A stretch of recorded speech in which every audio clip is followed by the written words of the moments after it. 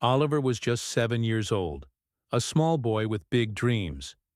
He had brown curly hair, bright blue eyes, and a smile that made everyone around him feel warm. But there was something different about Oliver. He couldn't walk. Since the day he was born, Oliver had a rare spinal condition that kept him in a wheelchair. He had spent more time in hospitals than in parks, more time taking medicines than playing outside. But even with all these difficulties, Oliver was full of life. He laughed loudly, asked smart questions, and always had a sparkle in his eyes. His parents often said, "Our boy may be small, but his dreams are huge." One evening, as Oliver lay on the couch with his mom beside him, he saw something on TV that made him sit up straighter. It was a video showing the changing of the guard ceremony at Buckingham Palace in London. The tall royal guards in red coats and black furry hats looked like toy soldiers from his storybooks, except they were real. They didn't smile, they didn't talk, they didn't move even when people tried to make them laugh. Oliver was amazed. "Who are they, Mommy?" he asked, pointing to the screen. "They're the Queen's Guards," his mom explained. "They protect the palace. Very brave men." "Wow," Oliver whispered, eyes wide. "They're like superheroes." From that day on, Oliver became obsessed with the Royal Guards. He watched videos about them every day, read books, and even drew pictures of them. He would sit in his wheelchair wearing a plastic helmet and pretend he was one of them. He gave himself the name Guard Oliver and stood still as long as he could without laughing. His parents would giggle watching him try so hard. "Look at him, the strongest guard in the land," his dad would joke. But deep inside, Oliver had one secret wish. He wanted to see the real guards in person. Not just on a screen, but right there in front of him. He wanted to go to Buckingham Palace. He wanted to wave at them, and maybe, just maybe, one of them would look at him. His parents knew how much it meant to him, but going to London wasn't easy. They lived far away, and with Oliver's medical bills and therapy sessions, money was always tight. Still, they began saving little by little. Every extra coin went into a special jar labeled Oliver's London Dream. Whenever Oliver felt sad after a hospital visit, his parents would shake the jar and say, "Closer and closer, buddy." A year passed. Oliver had to go through a difficult surgery. It was painful, and the recovery was slow. There were days he cried from the pain and nights when he couldn't sleep. But through it all, he kept talking about the guards. "When I get better," he told his nurse once, "I'm going to meet the Queen's soldiers." The nurse smiled, kindly, though she didn't know if that dream would ever come true. Then, one sunny morning, something amazing happened. Oliver's mom came into his room with a wide grin on her face and a piece of paper in her hand. "Pack your bags, sweetheart," she said. "We're going to London," Oliver gasped. "Really?" She nodded. "Really, we did it. Your dad and I saved enough, and we found a place to stay near the palace." Oliver was so excited he almost jumped out of his wheelchair. He shouted and laughed and hugged his mom tightly. It was the happiest he had felt in a long, long time. The next few days were full of excitement. Oliver counted down each day on a small calendar. His parents helped him pack clothes, snacks, and of course, his toy Royal Guard hat. On the last night before their trip, he placed the hat carefully on his bedside table and whispered to it, "Tomorrow, I'll see you're real brothers." They flew to London early in the morning. Oliver loved looking out of the plane window. The buildings below looked like toys, and he giggled the whole way. When they arrived, he was amazed by the big city. Red buses, black taxis, and people from all over the world. But nothing excited him more than the idea of going to Buckingham Palace. They stayed in a small guest house near the palace. The owners had heard about Oliver's story from his mom and were very kind. They even gave him a free British flag and a map of the city. Oliver spent that night practicing his wave in front of a mirror. "Not too fast, not too slow," he told himself. "Just perfect." Finally, the big day arrived. It was a cool morning. The sun was shining and the sky was clear. Oliver wore his neatest clothes and his toy guard hat. His wheelchair was decorated with red, white, and blue ribbons, and a small flag was tied to the handle. His parents made sure he had the best view by arriving early and finding a spot right in front of the gates. Crowds started to gather. People from different countries stood all around, holding cameras and chatting. But Oliver was silent. His eyes were fixed on the palace gates. He held his mom's hand tightly. Then suddenly he heard it. The sound of drums. Boom! Boom! Boom! The sound grew louder. Everyone turned their heads. And then they appeared, marching in perfect lines, tall and proud, came the royal guards. Their red uniforms shone in the sunlight, and their boots hit the ground in rhythm. Oliver's eyes sparkled. He was seeing them, really seeing them. He waved both hands in the air, not caring who saw. His joy was pure and full. He looked up, at one of the guards passing by. The man was so tall and serious. Oliver waved directly at him, even though he knew the guards never responded. Still, he waved. Just in case. His parents watched him, tears in their eyes. For them, this moment was about more than a ceremony. It was about strength, hope, and a little boy's courage. They didn't know what would happen next. All they knew was that their son had finally reached his dream. And sometimes dreams are enough. But fate had something even more beautiful planned. And the next few minutes would turn Oliver's small dream into a moment that the world would never forget. Oliver couldn't sleep the night before their journey to London. His little heart was beating fast with excitement. He kept imagining the big red-uniformed royal guards marching in front of Buckingham Palace. Every time he closed his eyes, he pictured himself waving at them from his wheelchair, and one of them looking at him. He kept whispering, "It's finally happening. I'm going to see the Queen's guards." His parents tucked him in and kissed his forehead. "Sleep now, Oliver," his mother said softly, brushing his hair. "Tomorrow is your big day." Morning came, and the sun was already peeking through the curtains when Oliver opened his eyes. He smiled so widely that his cheeks hurt. His dad helped him get dressed, while his mom packed snacks and medicine. They double-checked everything. They had to carry Oliver's wheelchair, his cushions, water bottles, his favorite books, and extra clothes in case the weather changed. Traveling with Oliver always took more planning than usual. But they didn't mind. Today was about making their little boy's dream come true. They left for the airport early. Oliver wore a light blue shirt with tiny flags printed on it. He also had a red scarf tied around his neck, and his small plastic Royal Guard hat resting proudly on his head. People smiled at him as he rolled by in his wheelchair. He smiled back and said, "I'm going to Buckingham Palace." At the airport, the staff were very kind. One lady even bent down to Oliver's level and said, "You look ready for London, young soldier." Oliver giggled and replied, "I'm going to meet the Queen's guards." The staff helped them board the plane early so Oliver could settle in. He sat by the window with his mom, and his dad sat across the aisle. As the plane took off, Oliver pressed his face to the window and watched the ground disappear. "Look, we're flying like birds," he shouted. The flight was smooth. Oliver read his picture book about the royal family.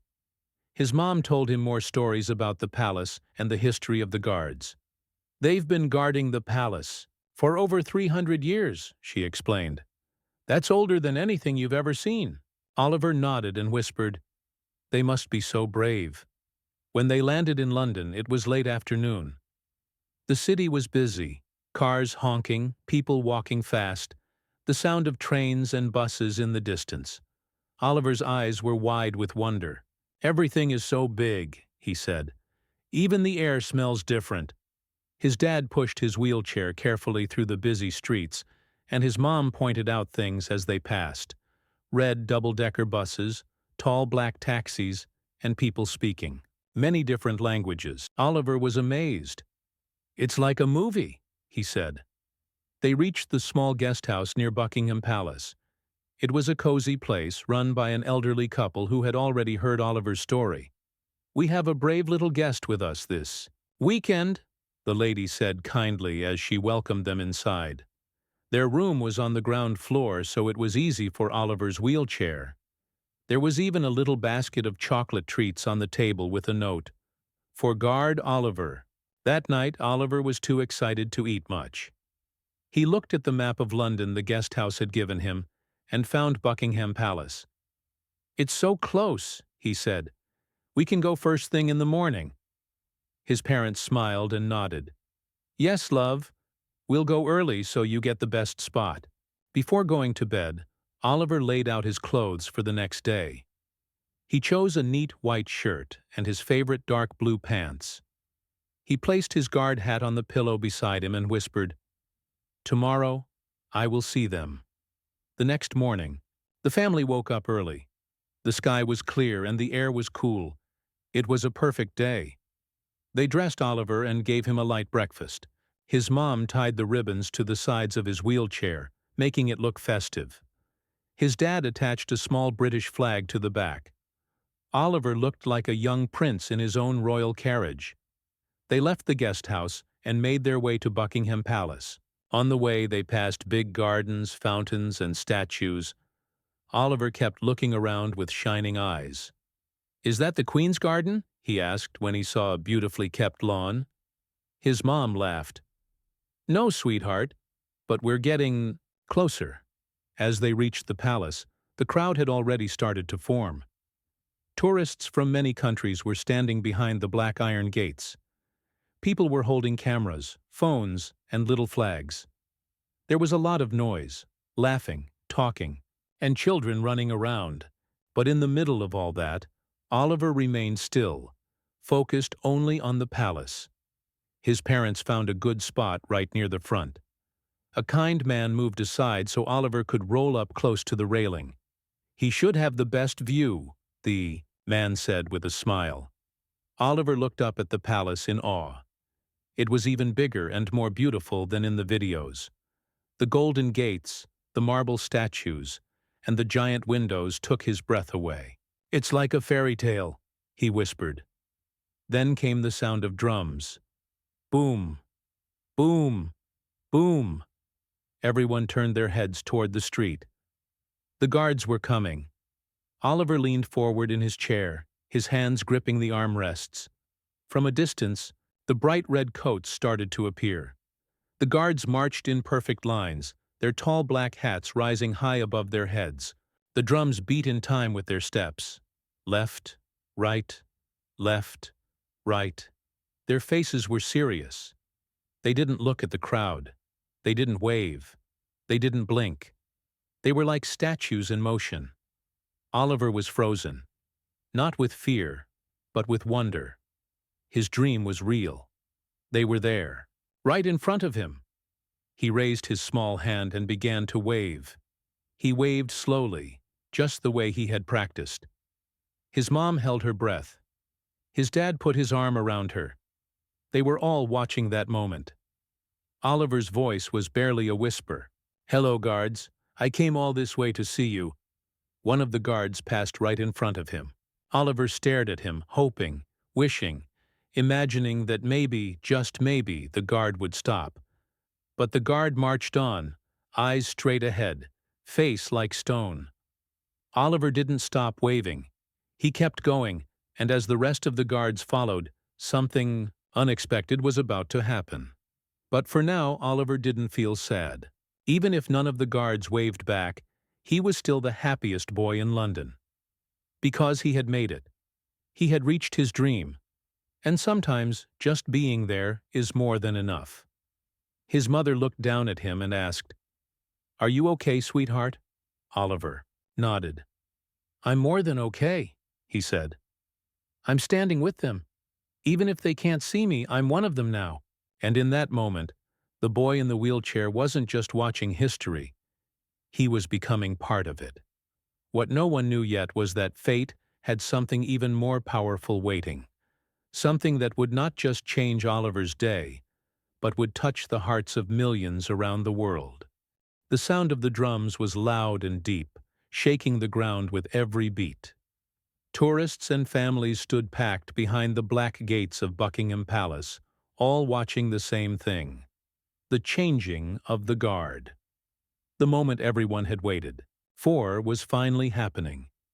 The royal guards were marching in their famous red uniforms, tall black hats on their heads, and their faces completely serious. They didn't look left or right. They didn't smile. They didn't wave. They looked like walking statues, strong, silent, proud. Oliver sat at the front of the crowd, right behind the gate, wearing his plastic guard hat and waving his small hand as hard as he could. His eyes were big, full of excitement and hope. His parents stood beside him, watching with proud and emotional eyes. They knew how much this meant to him. They had worked so hard, saved for months, and traveled across the country just to make this one dream come true. But now the moment was here, and the guards were not even looking his way. Still, Oliver kept waving. He smiled as the first group of guards marched past him, their boots hitting the road in perfect rhythm. They moved like a machine, like one single body made of many men. Oliver didn't care that they didn't stop. Just seeing them this close was a miracle to him. He whispered to himself, "They are real. They're really real." But someone was watching. One of the guards near the end of the line saw something out of the corner of his eye. It was quick, just a flash of red, white, and blue ribbon tied to a wheelchair. And then a small hand waving. The guard's name was Thomas. He had been in the Royal Guard for nearly 3 years. He was known for his discipline. He had never smiled during duty, never flinched, never spoken a word when he wasn't supposed to. His face, like the others, always stayed serious, cold almost. But today, something about that little boy caught his eye. It wasn't just the bright colors or the wheelchair. It was the look in the boy's eyes. A look of pure joy. A look that said, "You are my hero." Thomas kept marching. His boots hit the road again and again. His hands gripped his rifle. His eyes were forward. But inside, something had changed. He had trained for this job for months. He knew every rule. He knew he must not stop, must not talk, must not show emotion. The Royal Guards were more than just soldiers. They were symbols.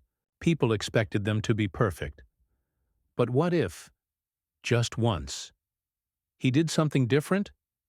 He kept walking, but his heart was beating faster. He knew that little boy must have come from far away.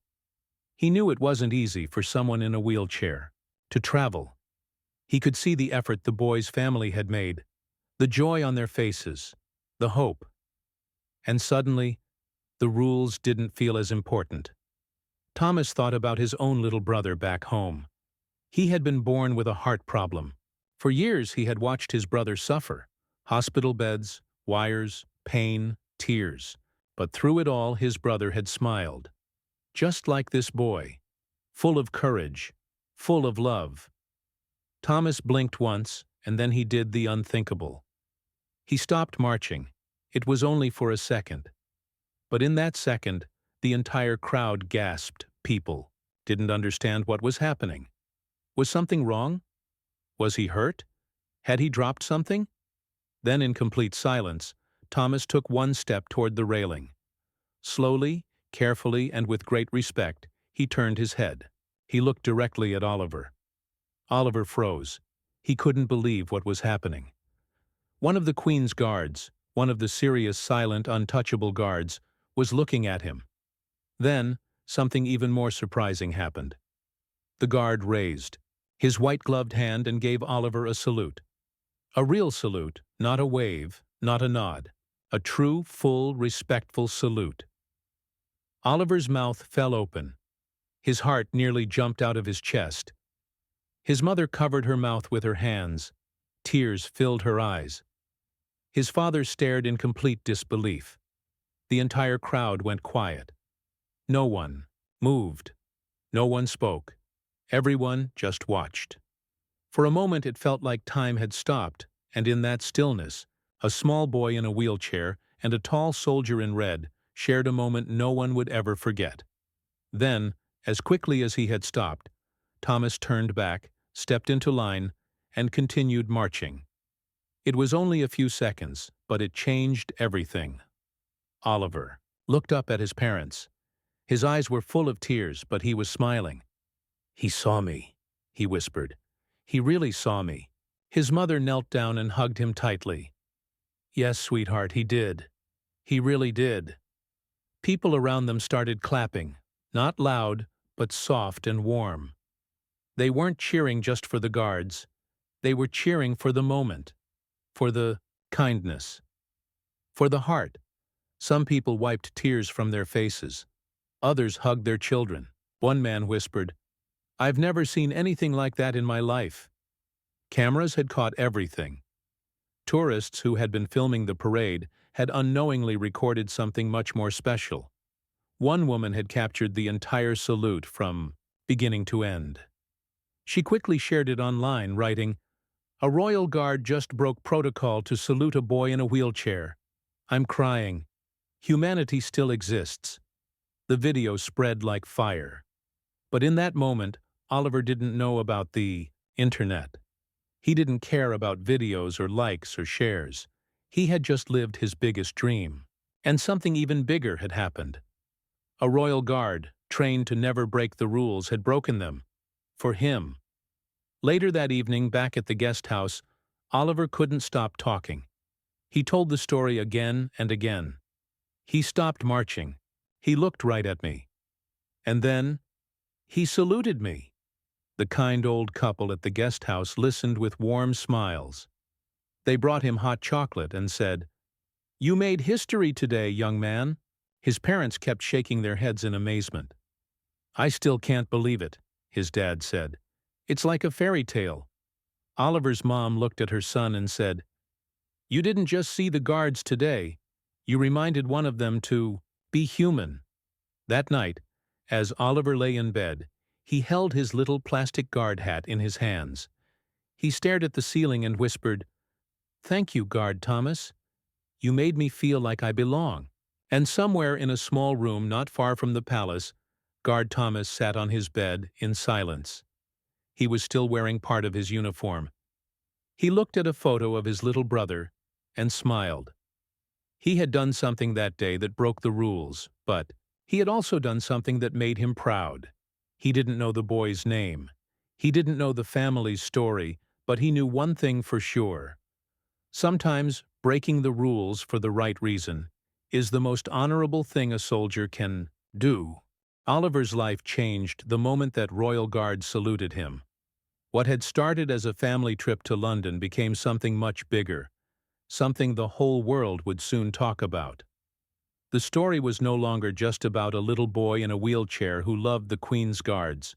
It became a story about kindness, humanity, and how one small action can touch millions of hearts. The video of the guard breaking protocol had already gone online, but Oliver and his parents didn't know yet. That evening, while they sat together, at the guest house, laughing and talking about what happened, people across the world were already watching that video. Some were crying, some were smiling, and some were calling it the most beautiful moment ever seen at Buckingham Palace. The woman who had taken the video had shared it with a simple caption. "This royal guard just saluted a little boy in a wheelchair. I've never seen anything like it." She didn't know Oliver's name. She didn't know where he came from. But she knew what she had seen was special. Within hours, the video had thousands of views. Then millions. News, websites picked it up. Social media was full of people sharing the video, adding their own thoughts. Some wrote things like, "Faith in humanity restored." Others said, "This is what being a true hero looks like." By the next morning, reporters were already searching for the little boy in the video. Meanwhile, Oliver woke up with a smile still on his face. His plastic guard hat was on the pillow next to him, and he kept looking at it like it was a real crown. His parents were packing up their things. It was their last day in London. They planned to visit a small park nearby before heading to the train station. As they were having breakfast in the guest house's little dining room, the older couple who ran the place rushed in. "You won't believe this," the woman said, holding up her phone. "Oliver, sweetheart, you're famous." Oliver looked confused. His mom leaned over and took the phone. It was a video. The very video from the day before. She pressed play, and they all watched it together. The crowd, the guards, and then, there it was. Guard Thomas, stopping, turning, and saluting. Oliver's own tiny face appeared on the screen, full of surprise and happiness. Oliver gasped, "That's me!" His father put an arm around his wife. She had tears in her eyes. "People all over the world are seeing what happened," she whispered. By that afternoon, everything had changed. The guest house phone started ringing. Journalists wanted interviews. TV reporters asked for the family's contact. One woman from a major news channel even came to the guest house, holding a microphone and asking, "Is this the home of the boy who was saluted by the Royal Guard?" Oliver didn't understand everything, but he knew people were smiling at him more, taking his picture, and calling him a little hero. He didn't feel like a hero. He just felt happy. His mom and dad decided to speak with one news outlet. They wanted to protect Oliver from too much attention, but they also wanted to thank the Guard. On live TV, Oliver's mom said, "We're just an ordinary family. Oliver has always loved the Royal Guards. We didn't expect anything. But what that soldier did, it made our son feel seen. It gave him confidence. We're grateful beyond words." Oliver added, "He made me feel like I was one of them." Soon people online were asking, who was the Guard? The palace did not immediately say anything. The Royal Guards have strict rules about privacy. But people started guessing. Some said it was Guard Thomas. Others said maybe it was someone new. Finally, a short official statement was released. "The changing of the Guard is a long-standing tradition. We appreciate the public's positive response to a touching moment that occurred recently. The Guard involved acted out of human compassion. We respect that." That message only made people love the story more. Oliver and his parents returned home a few days later. As they walked through the airport, people waved and smiled at them. A man walked up and said, "You're the boy from the video, aren't you?" Oliver nodded shyly. "My wife and I watched that and cried," the man said. "Thank you for reminding us that the world still has good people." Their town held a small welcome party. Neighbors brought balloons. One woman brought cupcakes shaped like Royal Guards. Someone even made a cardboard version of Buckingham Palace. Children gathered around Oliver and asked him, "What did the Guard say?" He smiled and said, "He didn't say anything, but his salute said everything." Over the next few days, things continued to grow. A local charity contacted the family. They wanted to partner with Oliver to spread awareness about children with disabilities. They asked, "Would Oliver like to speak at our event?" His parents were unsure. Oliver had always been shy around crowds, but when they asked him, he surprised them. He said, "I want to do it." At the event, Oliver was pushed onto the stage in his wheelchair. He wore a neat jacket and, of course, his plastic guard hat. The crowd clapped loudly. When it became quiet, Oliver spoke into the microphone. "I used to think the Guards were superheroes," he said softly. "I thought they were too strong and too serious to notice someone like me. But then one of them did. He showed me that real strength isn't just marching or holding a gun. It's stopping when someone needs you. It's breaking a rule to show kindness." The room went silent. Some people were crying. Others clapped gently, deeply moved. Oliver continued, "Some people think kids in wheelchairs can't do much, but we can dream. We can try. And sometimes we can even change the world, just a little." That night, the video of Oliver's speech went viral too. One person tweeted, "First the salute. Now this speech? This kid has more courage than most adults. But the most unexpected thing happened a week later. A letter arrived at Oliver's house. It was sealed with a gold stamp. The handwriting was elegant. Oliver's mother opened it with shaking hands. It was from the palace. Inside was a short note. It said, "Dear Oliver, we were deeply moved by your recent visit to Buckingham Palace and the touching interaction you had with one of our guards. We would be honored to welcome you and your family back to the palace, this time for a private tour. Yours sincerely, the royal household." Oliver couldn't believe it. "A real letter from the palace?" he whispered.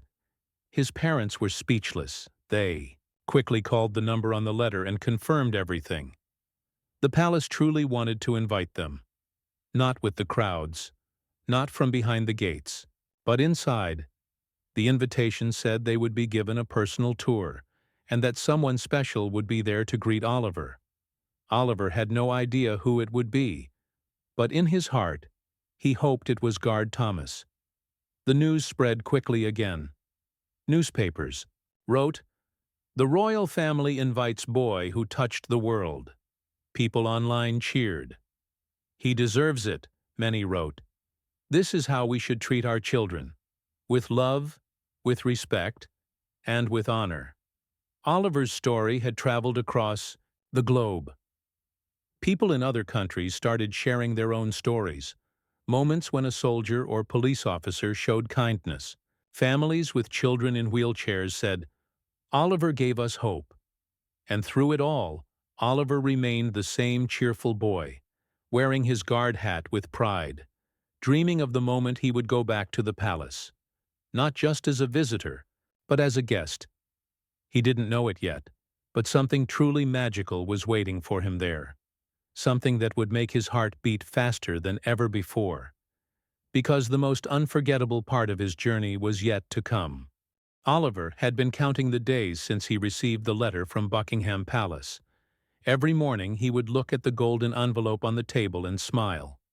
He had read the letter so many times that he almost knew the words by heart. It wasn't just an invitation. It was a dream coming true.